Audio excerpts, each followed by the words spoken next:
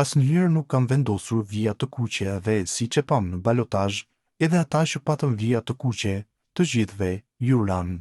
Krejt më krejt, u bëm bashk, kështu ka deklaruar kryetari i ri i PDK-s, Bedri Hamza.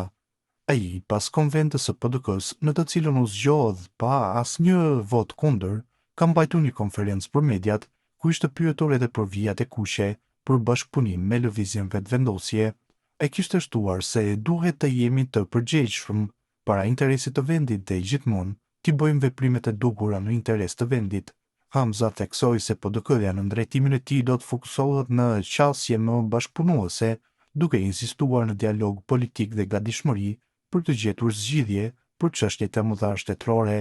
Ai u shpreh se vendi ndodhet përballë sfidave të rëndësishme, nga ekonomia dhe procesi i dialogut me Serbinë dhe integrimi evropian, dhe se këto sfida kërkojnë unitet politik, jo përçarje artificiale.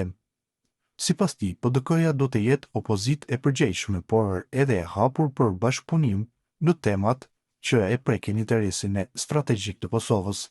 Hamza përmendi se prioritetet e tij do të jetë formimi i institucioneve, stabiliteti politik, rritja ekonomike dhe krijimi i një klime më konstruktive në skenën politike të vendit.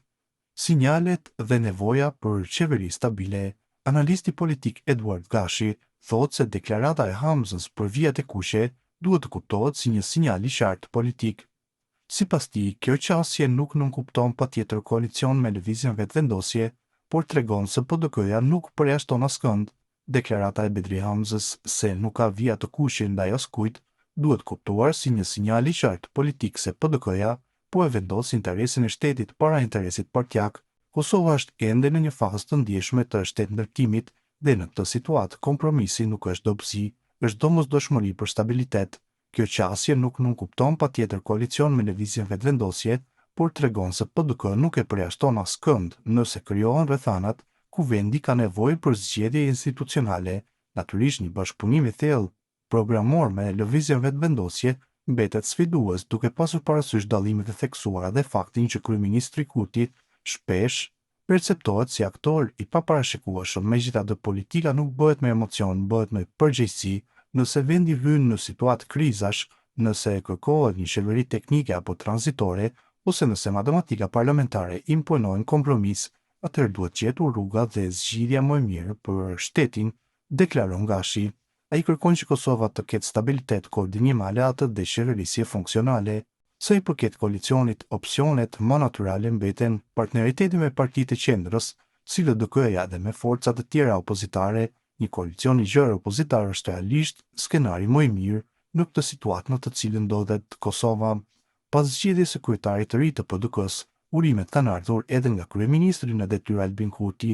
Ai ka shtuar se proceset zgjedhore brenda partisë, por edhe bashkëpunimi ndërsjellët janë të mira në interes të publikut. I shpreh urimet e mia zotit Bedri Hamza për zgjedhjen e tij në detyrën e kryetarit të Partisë Demokratike të Kosovës. Proceset zgjedhore brenda partisë, por edhe bashkëpunimi ndërsjellët i spektrit të gjeopolitik, çdo herë në të mirë të interesit publik, janë parime themelore për funksionimin dhe avancimin e shtetit tonë, thënë ndër të tjera Kurti, por nga partia e tij nuk pranoi një koalicion me PDK-n. Zëdhësi i lëvizjes vetëvendosje Arlind Maxhuka ka thënë se qëndrimet e subjektit janë të qarta dhe të pandryshuara. Sa i përket koalicioneve dhe bashkëpunimeve, tashmë lëvizja vetëvendosje ka bërë të qartë pozicionin e saj, nuk ka koalicion me PDK-n, deklaroi Maxhuni.